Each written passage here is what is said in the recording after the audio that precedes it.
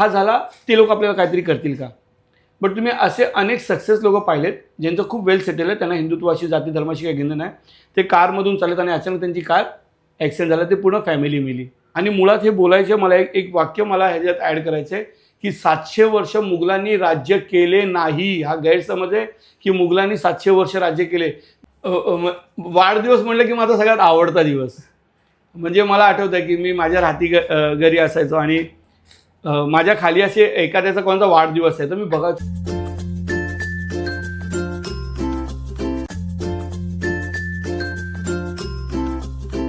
नमस्कार मित्रांनो, तुम्हा सर्वांना श्री स्वामी समर्थ भोलबाबाच्या नवीन पॉडकास्ट चॅनलमध्ये तुमच्या सगळ्यांचं स्वागत आहे. आणि आज आपल्या स्टुडिओवरती आलेले आहे सचिन गायकवाड दादा, जे समाजकार्य आहेत, समाजकार्य करतात, स्वामी सेवा वगैरे करतात. दादा नमस्कार.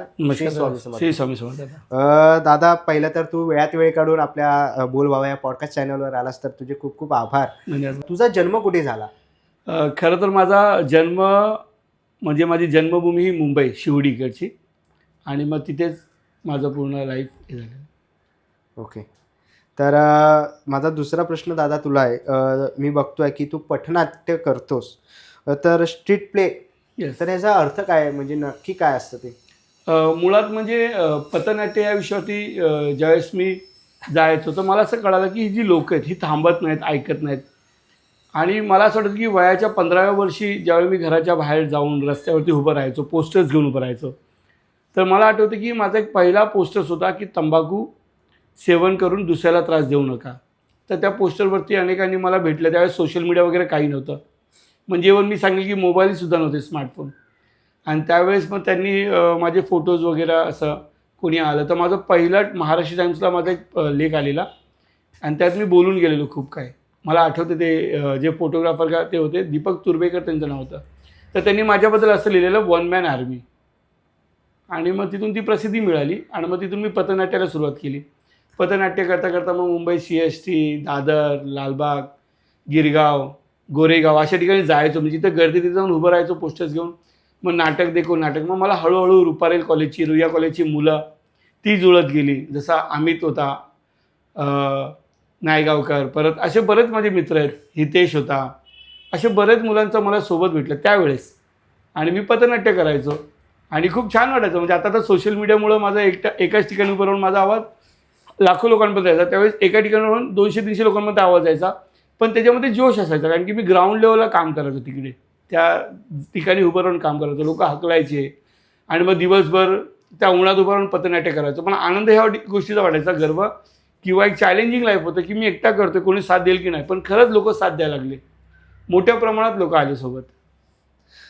तर दादा, मी तुला दुसरा प्रश्न विचारतो की जागृत हिंदू म्हणजे काय? जागृत हिंदू म्हणजे दादा की मी माझ्या घरच्या दिशेला जातोय तर मी डोळे बंद करून जात नाही. ज्यावेळी मी माझ्या घराची बेल वाजवतोय तरी माझ्या घरातली व्यक्ती डोर ओपन करायच्या पहिले त्या दुर्बीणमधून बघते कोण आलं आहे का, विंडोमधून बघते, किंवा आपला सेफ्टी डोर असतो घरामध्ये. हे का सेफ्टी डोर का किंवा बेल का? आणि आता घरामध्ये नवीन नवीन टेक्नॉलॉजी सिस्टम आले, आपण त्या व्हिडिओ स्कूलमध्ये बघतो. म्हणजे हे सेफ्टी आहे ना, जागृत आहे किंवा बघतो. भले घरचा व्यक्ती आहे, माहिती आहे बाबा 7 वाजता येतात, पण तर ते ओपन करायच्या पहिले दरवाजा नीट ओपन करा, बघा बाहेर कोण व्यक्ती आहे. तसं जागृत हिंदू म्हणून माझा देश आहे, माझी राष्ट्र आहे, माझी संस्कृती आहे, माझी संपत्ती आहे, ही माझी कर्मभूमी, जन्मभूमी आहे. पण इथे काही अधर्मी असे घुसलेले आहेत जे गोड बोलून आपला विरोध करत आहेत. हा मुघलांचा देश नव्हता. आणि मुळात हे बोलायचे मला एक वाक्य मला ह्याच्यात ॲड करायचं आहे की 700 वर्ष मुघलांनी राज्य केले नाही. हा गैरसमज आहे की मुघलांनी 700 वर्ष राज्य केले. जर 700 वर्ष राज्य केले मग पुढील 300 वर्ष का नाही केले? म्हणजे त्यांनी राज्य नाही केले, त्यांनी प्रयत्न केले प्रत्येक वेळी, आणि प्रत्येक वेळी त्यांच्या प्रयत्नाला अपयश ठरवण्यासाठी ते त्या ठिकाणी राजे महाराजे आले. गुरु तेग बहादूर आले असेल, गुरु नानक होते, महाराणा प्रताप होते, पृथ्वीराज चव्हाण होते, श्री छत्रपती शिवाजी महाराज होते, धर्मवीर छत्रपती संभाजी महाराज होते. अनेक योद्धा राजे महाराज येऊन गेले. याचा अर्थ आपल्या शूरवीरांनी यांना राज्य करून दिलं नाही, फक्त त्यांनी प्रयत्न केला आणि आपल्या लोकांनी त्यांना हाकलून लावलेलं आहे. पण ते नेहमी प्रयत्न करत गेले, कधी गोड बोलून, कधी अत्याचार करून, कधी धोका देऊन. कळलं? त्यामुळं आपण ज्या पद्धतीने जे करतोय तर त्या गोष्टीचा एक खरा अर्थ आहे. तर दादा, हिंदुत्व कशा प्रकारे तुम्ही लोकांपर्यंत पोहोचवतात? मुळात दादा माझं प्रोफेशन हिंदुत्व नाही आहे. मी एक सामान्य घरातला आहे. म्हणजे मला खूप मनमोकळं बोलायचं होतं की बाबा माझा हिंदुत्वाशी काही संबंध येत नाही आहे. मी सुद्धा तोच आहे, घरात घंटी वाजविणारा, पूजापाठ करून अगरबत्ती फिरून कामधंद्यासाठी जाणारा व्यक्ती आहे. मला माहिती आहे मी आज सकाळी कमवलं तर माझं संध्याकाळी घरातली चूल जाळणार आहे, माझ्या परिवाराला ते जेवण मिळणार आहे. मी तो व्यक्ती आहे. माझ्या पूर्ण हिस्ट्री, माझं पूर्ण डिटेल्स, कॉल रेकॉर्ड सगळं जर चेक केलं ना तर तुम्हाला कळेल की माझा कोणत्या नेत्याशी सुद्धा संबंध नाही आहे. जर माझी हिस्ट्री काढली तर तुम्हाला कळेल की माझा मित्रपरिवारही जास्त नाही आहे. जे काय एकटा हां, माझ्या आदर्श, माझे दैवत कोणी असेल छत्रपती शिवाजी महाराज. त्यांचं नाव घेतो, त्यांचा इतिहास वाचला की जे पहिल्या झाले ते आत्ता चालू आहे. आत्ता फक्त गोड बोलून चालू आहे. त्यामुळं हिंदुत्व जे आहे ना की बाबा सर्वांना सोबत घेऊन चालायचं आहे. पण सोबत घेऊन चालताना कोणतरी मध्येच एखादा किडेगिरी करतोय, काड्या घालतोय, आपल्या देवी देवतांना नावं ठेवायचं, मंदिरं तोडायची, आपल्या संस्कृतीमध्ये काहीतरी वेगळं शब्द बोलायचं, आपल्या देवी देवतांचा अपमान करायचा. मग ते हिंदुत्व नको आहे. आम्ही तुमच्या सणांमध्ये काही चुकीचं करतो तर तुम्ही आमच्या सणांमध्ये काही चुकी करू नका. आणि सगळ्यात मुळात म्हणजे की हिंदू भावानं तुम्ही नोकरी, धंदा, व्यवसाय सगळं करा, परिवाराबरोबर सगळे दिवस साजरे आनंदाने साजरे करा. पण घरामध्ये जर तुम्ही सुरक्षित आहात ना त्याचा अर्थ तुमचा देश सुरक्षित आहे. पण घराच्या बाहेर सुरक्षितता नसेल तर तुमचं एक दिवस घरही सुरक्षित नसणार आहे. ते माझं हिंदुत्व आहे आणि सर्वांना समान घेऊन चालतो आपण. तर दादा तुला एक पुढचा प्रश्न आहे. जुन्या पिढीमध्ये आणि आत्ताच्या पिढीमध्ये तुला काय फरक जाणवतो? काही नाही, सर्व आपापल्या ठिकाणी एकदम योग्य आहे. पहिल्याच्या काळात आजीकडे मोबाईल नव्हता, तिच्याकडे एक परिवार होता. आत्ताच्या आजीकडे सुद्धा मोबाईल आलेला आहे. पहिल्याची आजी आध्यात्मिकते दिशेकडे होती, तिच्याकडे जात नावाचा शब्द नव्हता, तिच्याकडे परंपरा, संस्कृती, अध्यात्म आणि धर्म होता. आत्ताच्या पिढीकडे जात नावाचा शब्द आलेला आहे. आत्ताची आजी कोणते कपडे किंवा कोणत्या फॅशनमध्ये म्हणते शेवटची आजीची पिढी आहे. पण पहिल्याची आजी जी होती ना सगळ्या नातवंडांना घेऊन सोबत चालायची आणि आजी कथा सांगायच्या, गोष्टी सांगायच्या, शूरवीरांच्या महत्त्व सांगायचे, आपल्या संस्कृती परंपरेमध्ये संध्याकाळी दिवावरती शुभम करोती कल्याण हे सांगायचं. आत्ताची आजी थोडीशी चेंज झालेली आहे कारण की ती सुद्धा नोकरी धंद्याला गेलेली आहे. त्यामुळे पहिल्याच्या पिढीमध्ये आत्ताच्या पिढीमध्ये काही फरक नाही. सगळ्यांना एक साक्षी म्हणावं लागेल की जोपर्यंत ह्या पृथ्वीवरती श्री छत्रपती शिवाजी महाराज नाव आहे, आध्यात्मिक साधू संतांच्या गाथा, कथा, श्लोक, शास्त्र, वैद्य आहेत, पुराण आहेत, तोपर्यंत ह्या पिढी तशाच राहणार आहेत. ही पिढी बदललेली जाणार नाही. खूप छान परंपरा आहे. आणि मी पुन्हा एक शब्द याच्यामध्ये ॲड करतो. लोक सांगतात की थोडं सुशिक्षित व्हा. सुशिक्षित म्हणजे काय? अमेरिकेसारखं आज ती अमेरिका सुशिक्षित झाली आहे पण मोठ्या प्रमाणात व्यसनात अडकलेली आहे. आज ती अमेरिका, तो परदेशातील लोक जे सुशिक्षित झाले पण त्यांचे आईवडील अनाथ आश्रमात गेले. मला वाटतं की नको, माझा देश सुशिक्षित सोबत आपल्या परंपरेशी जुळला पाहिजे. चूल आणि मूळमधून बाईने बाहेर निघावं, काही गरज नाही. चूल मूळ सोबत आपला धर्म, संस्कृतीसुद्धा जपावं. हां, स्वतंत्रपणे जगलं पाहिजे, आनंदामध्ये राहिलं पाहिजे, पण ह्याचा अर्थ हे नाही की आपल्या संस्कृतीला विसरलं पाहिजे. त्यामुळे चूल मूळमधून बाईने बाहेर नाही निघालं पाहिजे. चूल मूळ सोबत संस्कृतीला सोबत घेऊन उत्सव साजरे करा. तुम्ही गुढीपाडव्याला बघत असाल ना की माझी ती बहीण बुलेटवरती असते, काष्टा साडी, चंद्रकोर, तिला कुठं बंधन आहेत सांगा ना? तिने फेटा घातलेला असं कुठं बंधन आहेत? आता माझ्या बहिणी 7व्या आणि 8व्या थराच्या दह्यांड्या फोडायला लागल्यात. माझ्या बहिणी, ती स्त्री शक्ती ना, तिला कुठं बंधन आहेत सांगा ना? आज माझी बहीण रक्षाबंधनच्या दिवशी भावाशी मस्करी करते, तिला कुठं लिमिटेशन आहेत, कुठं बंधन आहे सांगा ना? आज माझी बहीण लग्नामध्ये नाचते, कलोरी म्हणून नाचते आणि ती भावाची वहिनी म्हणून ती सर्वात पहिले ते गाणं आहे ना, बरोबर, वाह वाह रामजी जोडी क्या. हे किती शिकण्यासारखं बघा, अंगाला काटा येतो की कुठेच हिंदू धर्मामध्ये स्त्रीला बंधनं नाही आहेत. हिंदू धर्मात जेवढं स्त्रीला स्वतंत्र आहे ना, मला वाटतं जगात कोणत्या धर्माजातीमध्ये स्त्रीला स्वतंत्र नसेल. दादा, हिंदू मुस्लिम ह्याच्यामध्ये राजकारणही जबाबदार आहे.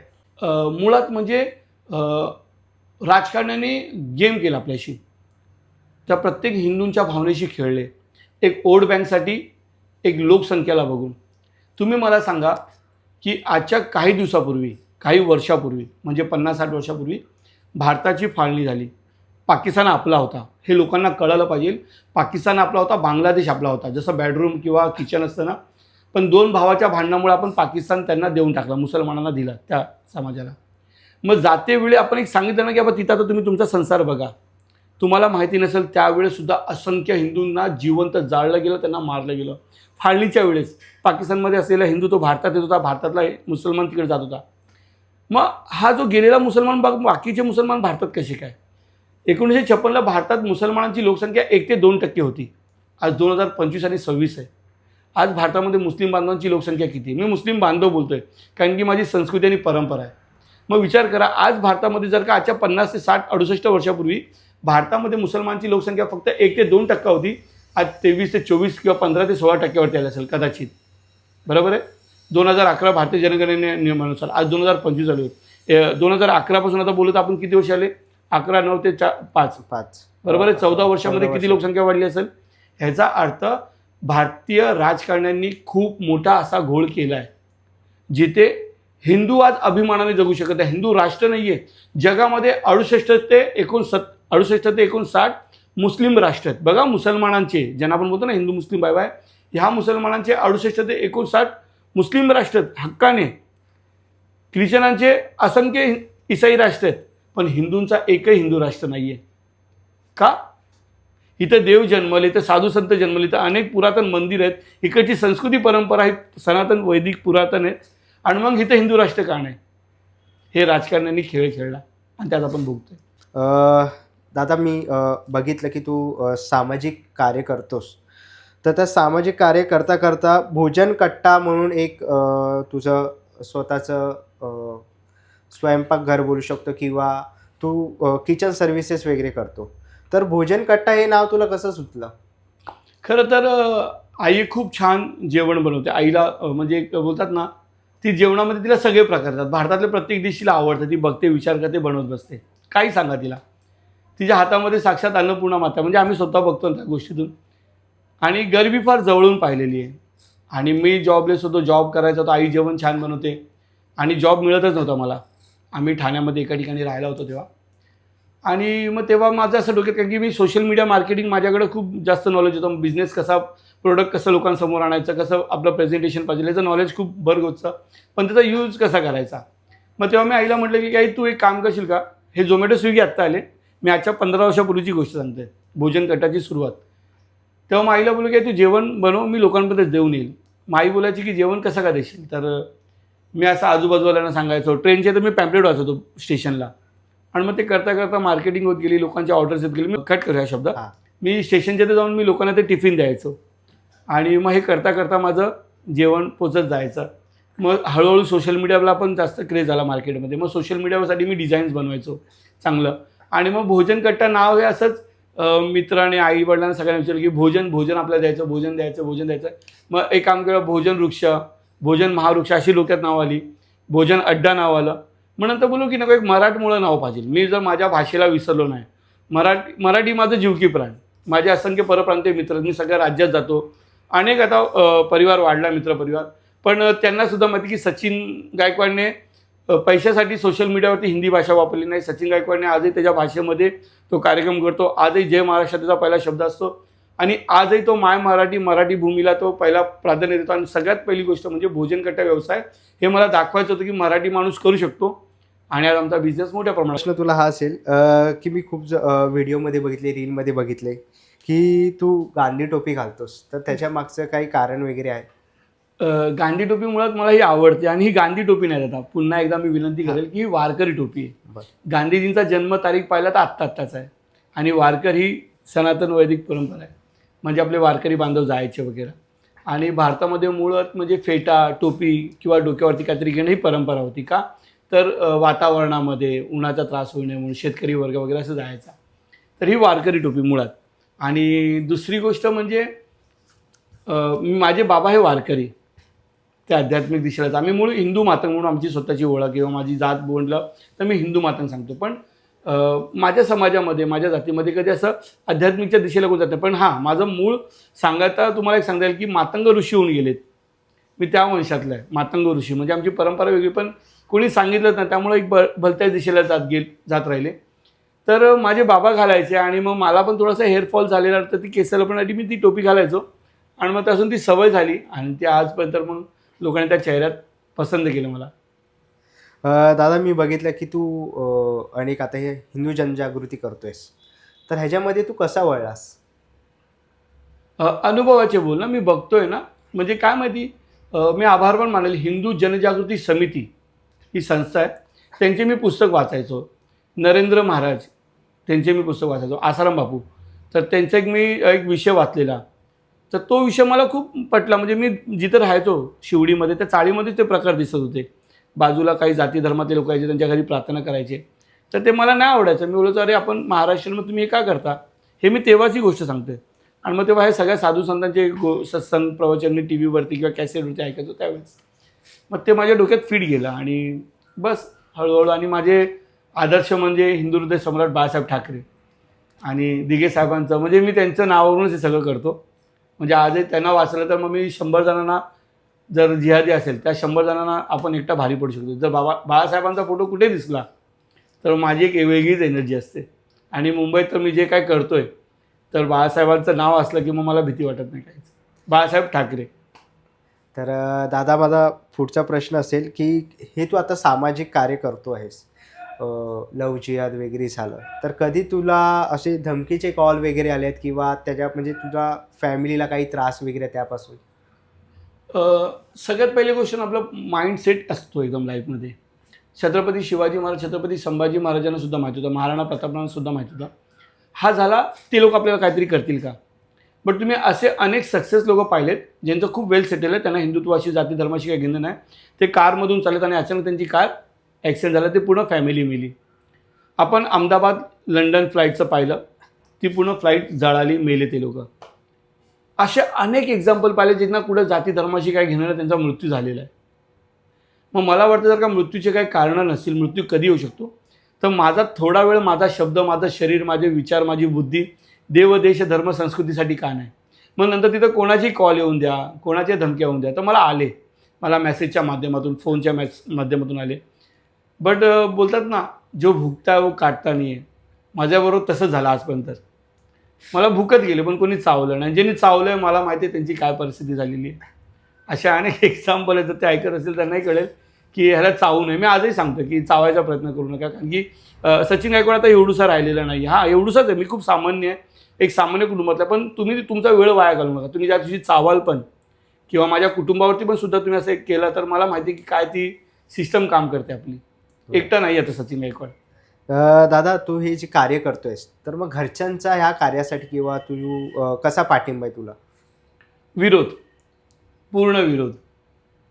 म्हणजे मला वाळवी टाकल्यासारखं बोलू शकतो की तू तुझं कर, बघ, मेला, असं बोलू शकतो आपण. फक्त एक असतात की बाबा, म्हणजे एक कॉल असतो आईचा शेवटी, बाबा जिवंत आहेस ना. अरे बाबा जिवंत काय, सगळ्यांना जिवंत आहे, असं एक धमाल असते आईसोबत बोलणं. बट हा विरोधच आहे पालकांचा. दादा, आता अनेक सोशल मीडियामधनं सगळेच फॉलो करतात आणि रीलच्या माध्यमातून कोण काही प्रॉब्लेममध्ये असेल किंवा लव जिहादचं काही प्रकरण असेल, तुला कॉल येत असतात. तर मग त्यांना तू कसा मार्ग सांगतोस किंवा त्याच्यावरचा कसा प्रॉब्लेम तू सॉल्व्ह करतोस? खूप मस्त प्रश्न घेतला आणि मला असं वाटतं की हाच तो म्हणजे आजच्या ज्या आपल्या व्हिडिओमधून हा खूप मुळातला महत्त्वाचा प्रश्न आहे की सोशल मीडिया म्हणजे तुम्ही आजमध्ये पाहिलं असेल की 90% लोक ठुमके लावणं, डान्स करणं, एखादा लव्ह स्टोरीचे व्हिडिओ बनवणं आणि फॉलोअर्स गेन करणं, खूप प्रसिद्ध होणं, ही लोकांची मेंटॅलिटी आली. आणि लगेच त्याच्याकडे पैसा आला की दाखवतो की बघा माझ्याकडं माझं स्वप्न पूर्ण आलं, मी खूप गरीब होतो, मी आज घर बनवलं, तो हे दाखवतो, तो रील स्टार. तो त्याचे ठुमके दाखवतो, मग त्याचे सक्सेस झालेले ते महागड्या वस्तू दाखवतो. भोजन कट्टा सचिन गायकवाडने ह्या नावाला आज सोशल मीडियावरती जितक्या लोकांनी फॉलो केलेलं नाही ना, त्याच्यापेक्षा जास्त लोकांचे फोन येतात. मी माझा व्हॉट्सअप मोबाईल फक्त चेक करा, आता आपण दोघं बोलतो तरी तिथं लोकांचे मेसेज असतील आणि मेसेजमध्ये कुटुंबाचे जास्त मेसेज आहेत. मी उच्च अधिकाऱ्यांचे मेसेज दाखवू शकतो की माझी सून गेली आहे, माझी मुलगी गेली आहे, माझी बायको गेली आहे, लव जिहादमध्ये ती निघून गेलेली आहे. तर तिथे मला त्या लोकांचे फोन आले किंवा SMS आले ना, तुम्ही विश्वास करणार नाही आहे. मला दिवसातून 100 कॉल आले तर त्या 100 ठिकाणी मी जायचा प्रयत्न करतो, त्या कुटुंबाला भेटायचा प्रयत्न करतो. दिवसातले 24 तास असतात, त्या 24 तासातले सचिन गायकवाड त्याच्या घरी कधी असतो माहिती नाही, पण 24च्या 24 तासात ज्या ज्या लोकांना वेळ दिला आहे, मेसेज रिप्लाय आला आहे, जर का मी त्यांचा मेसेज वाचला आहे तर पक्का सचिन गायकवाड तिथेच आहे. आत्ताही तिथं स्टुडिओला यायच्या पहिले मी एका ठिकाणीच होतो, नंतर एका वकिलाच्या टीमकडे गेलेलो, तिथून झाल्यानंतर मी इथं आलो आहे. इथून झाल्यानंतर मी पुन्हा मुंबईच्या एका ठिकाणी जाणार, तिथं सुद्धा लव जिहादचाच विषय आहे. रात्री 11:30-12 वाजता गोरक्षणासाठी जात असतो, ते पण मित्रपरिवार जातात, तर काही चुकीचं घडू नये. पण माझा 24 तास हा लव जिहादच्या विरोधात असतो, त्या कुटुंबासाठी असतो. तर त्या कुटुंबांना मी वेळ देतो, त्यांना समोर जाऊन भेटतो, त्यांची स्थिती परिस्थिती समजून घेतो. मुलगी किती वयाची, का गेली, कशासाठी, हे मी समजून घेतो, त्यांना धीर देतो. आईनो काय टेन्शन घेऊ नका, मुळात म्हणजे तुमची मुलगी पळून गेलेली नाही आहे, तुमच्या मुलीने चुकीचं काम केलं नाही आहे, तुमच्या मुलीला टार्गेट केलं आहे आणि तुमच्या मुलीला पळवून नेलेलं आहे. त्या काळामध्ये मुस्लिम मुघल पळून घ्यायचे, घरामध्ये येऊन जोर जबरदस्ती करून घेऊन जायचे. आजच्या काळामध्ये हेच जिहादी लोक गोड बोलून येतात, तुमच्या मुलीची दिशाभूल करतात, खूप 5-6 दिवसापासून तिला फॉलो करतात, सोशल मीडियाच्या माध्यमातून तिला जाळ्यात अडकवतात आणि एंड मुमेंटला गोड बोलून तुमच्या मुलीला फसवणूक करून घेऊन जातात. त्यामुळं हा प्रश्न करू नका कधीच की मुलगी पळून गेली आहे. मुलीला पळवून नेलेलं आहे, हा खूप मोठा गुन्हा आहे. पळवून नेले, फक्त दिशाभूल केलेली आहे. आणि मग ते तिच्या फॅमिलीला विश्वासात घेतो, सांगतो त्यांना थोडं आत्मविश्वास की काही टेन्शन घेऊ नका, मुलगी लवकरात लवकर येईल. फक्त तिचं ब्रेन वॉश झालेलं आहे, ती त्या प्रेमात अडकली आहे, तुमची मुलगी लवकरच येईल. फक्त तुमची तयारी सांगा काय. त्यावेळेस पालकांचा जो आत्मविश्वास असतो, दादा आमची मुलगी येईल तुमच्यामुळे किंवा हिंदू संघटनेमुळे, पण त्या जिहाद्याला आम्ही सोडणार नाही. आणि पालक फुल डेंजर होतात त्यावेळेस, त्यांना सत्य परिस्थिती करते की लव जिहाद काय. त्यामुळे मी सोशल मीडियावरती जो मेसेज येतो किंवा मला जो कॉल येतो, मी ऑन दी स्पॉट त्या ठिकाणी जायला बघतो. पण मी एकटा माणूस 10 ठिकाणी एके टायमाला जाऊ शकत नाही. अनेक पालकांच्या कंप्लेंटी असतात की सचिन गायकवाड मेसेज वाचत नाही.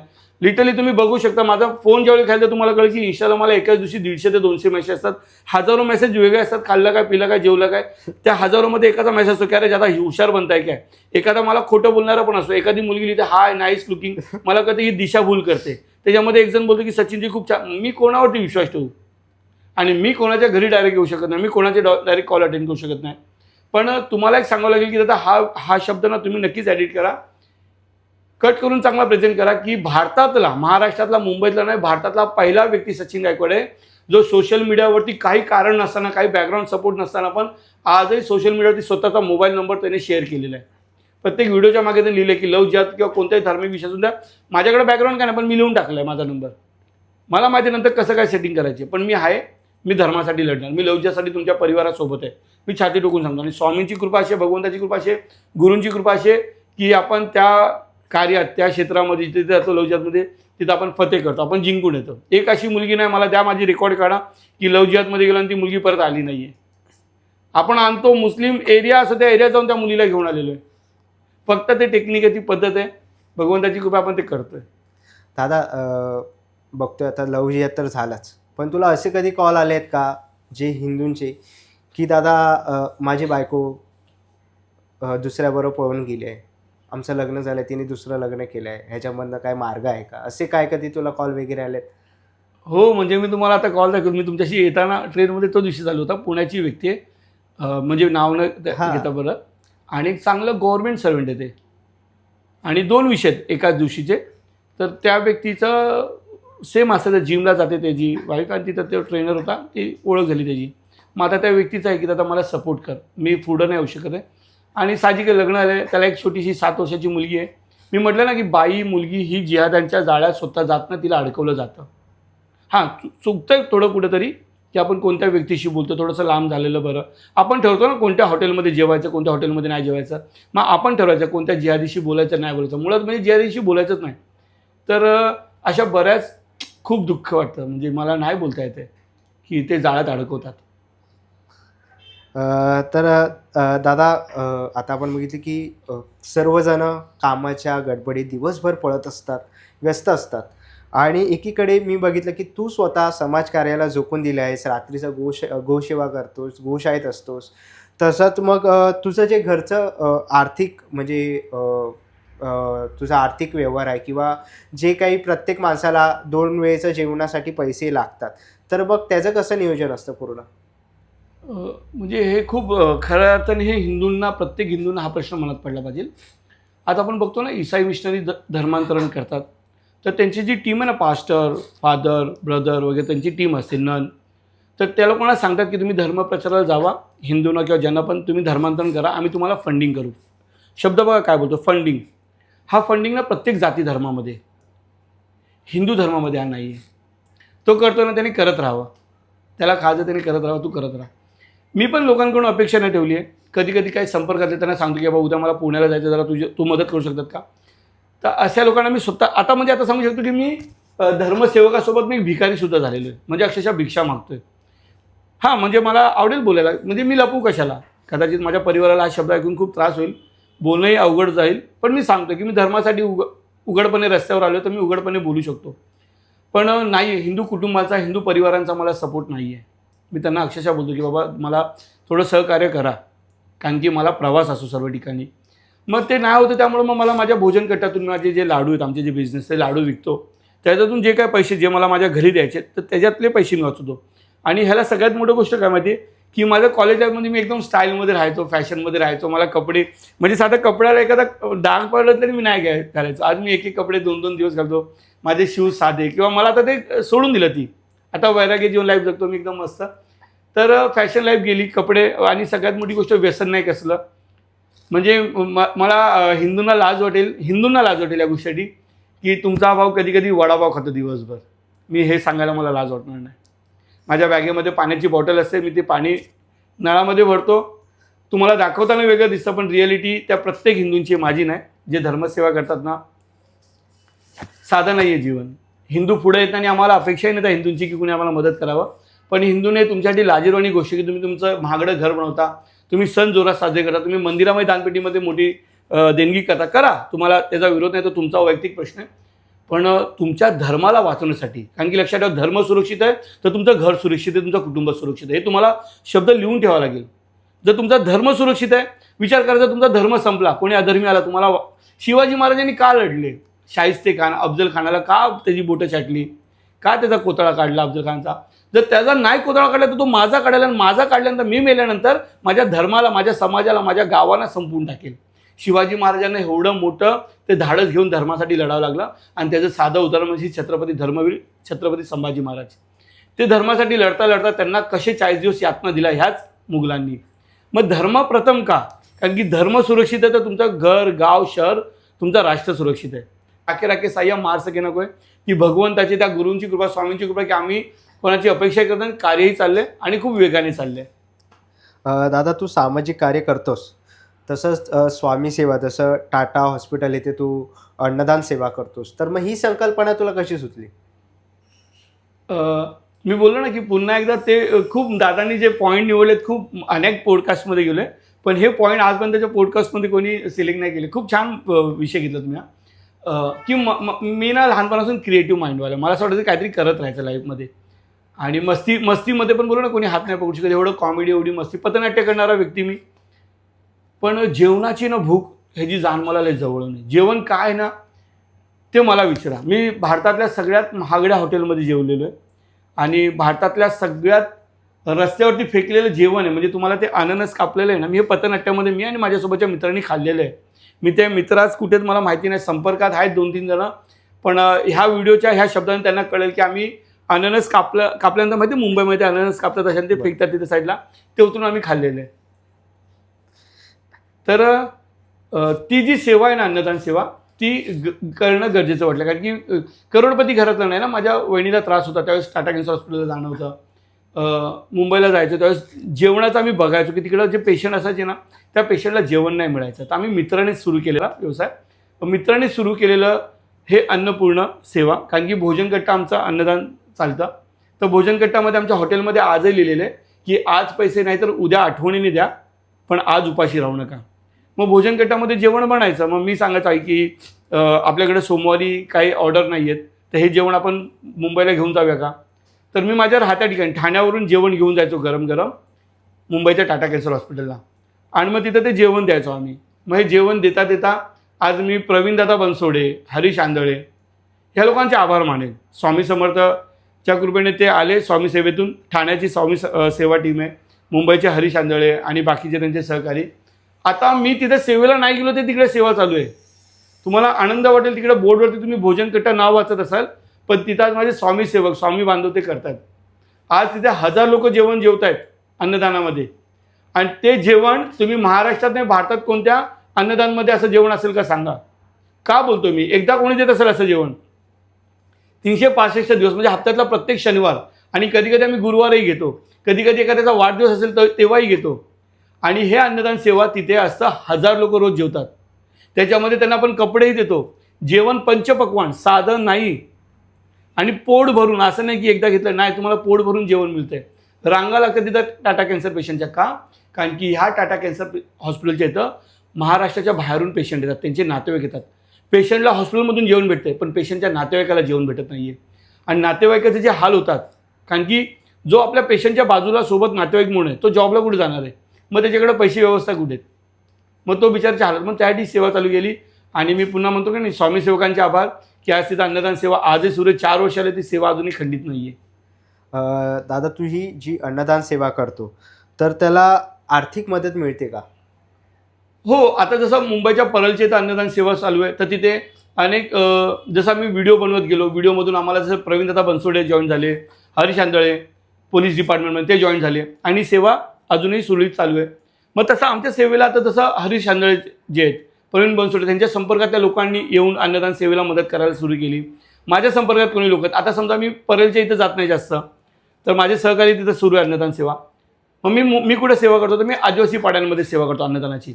तर मग हे करता करता मग आता मी लोकांना सांगितलं की तुमचे वाढदिवस पार्ट्यांमध्ये करू नका, डिस्को डान्समध्ये करू नका, फार्म हाऊसवरती करू नका, तर तुमचे वाढदिवस अशा ठिकाणी सुरू करा. मग आता ते लोक अन्नदानसाठी मदत करतात आणि अन्नदान सुरू आहे. मग ते भले टाटा कॅन्सर हॉस्पिटलचे असो किंवा आदिवासी पाड्यांमध्ये असो किंवा अनाथ आश्रमात असो, पण अन्नदान सेवा सुरू आहे. दादा, तू समाजसेवा करतोस, तर मी अनेक ह्याच्यामध्ये बघितलं की तू आश्रमांनाही भेटीगाठी देतोस. तर तिकडची काय परिस्थिती आहे किंवा तुला काय असे अनुभव आलेत? समजा जे पण अनाथ आश्रम आहेत की खरंच हॅट्स ऑफ आहे त्या संस्थेला. आपण म्हणतो की त्यांना पैसे मिळतात, डोनेशन मिळतं. एका आईला कळतं की तिच्या 3 मुलांना कसं सांभाळायचं आहे. एका बापाला कळतं की 3 मुलांना आता कसं सांभाळावं लागेल. त्या घराला बापाला कळतं की कसं सांभाळावं लागेल, त्या आईला कळतं कसं सांभाळावं लागेल. मुलं लहान असतात तरी आईवडिलांना त्रास असतो, मुलं मोठी झाली तरी आईवडिलांना त्रास असतो. विचार करा, त्या अनाथ आश्रमाला किती भीती वाटते, त्या संचालकांना, त्या ऑर्गनायझरना, त्या अनाथ आश्रमाच्या सगळ्या टीमला, की मुलाच्या एकाही मुलाला काही झालं तर आमची बदनामी किती होईल. लहान बाळ त्याची काळजी घ्यायची. आणि माझ्या आयुष्यातले मी अनेक अनाथ आश्रमात जातो, पण ह्या व्हिडिओचा भाग नक्कीच जास्त हायलाईट करा. गोव्याचं वृंदावन अनाथ आश्रम चॅरिटेबल ट्रस्ट आहे, म्हणजे स्वप्नील दादा आणि ताई आहेत.